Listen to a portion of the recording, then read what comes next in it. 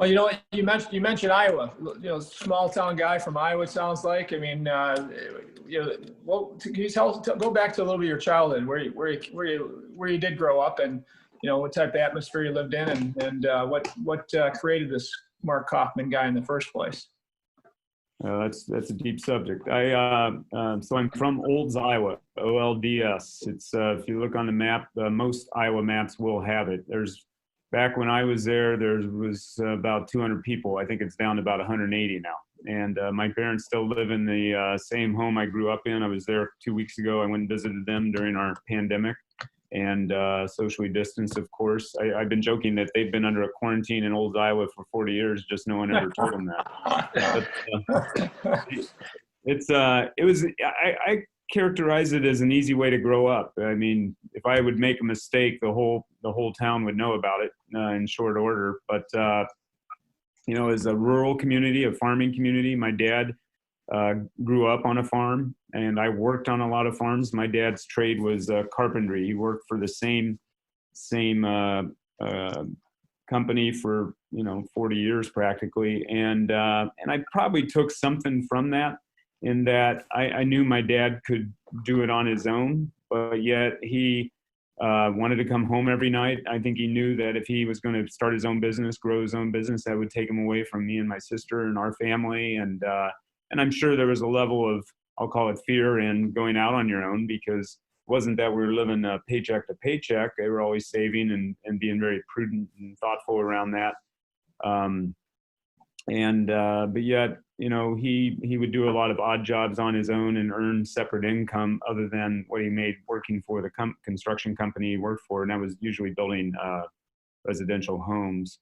But I think I got a work ethic from him. His name is Larry Kaufman. My mother's Carol. My mom, they're still with us, thank goodness.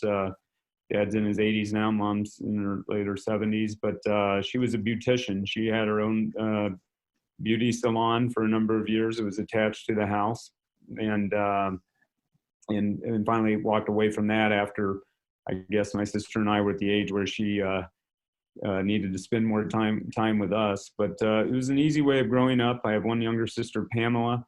My high school class was 50. I always scold my daughters that I was in the top 10 in my high school class. Why can't you be? It's only 800 here at Hinsdale Central.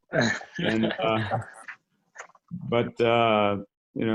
stay connected to a lot of close friends from those years and classmates. I've supported my high school. It's a consolidation of 4 local towns to formulate a high school, and which is fairly common in Iowa. But I loved it. I was, it was, like I said, an easy way to grow up.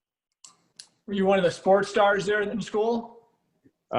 Sports star is an exaggeration. It was if you went out for sports, you were on the team. I was an okay football player, and I was an okay wrestler.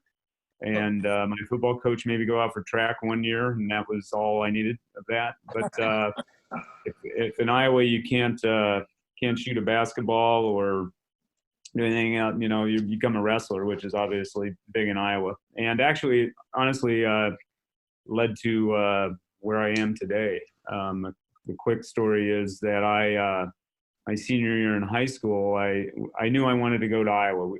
Olds is 38 miles straight south of Iowa City, where the University of Iowa is. And I knew I was a Hawkeye fan. We didn't have pro teams. I liked the Chicago teams, and I was a St. Louis Cardinal baseball fan, still am, White Sox fan now.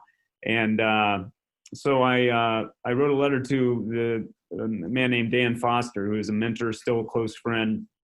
And I just said, hey, I'm coming to the University of Iowa, and I know a couple things. One, I wrestled and played football, and 2, I know I can't do that at Iowa, but I'd like to stay involved.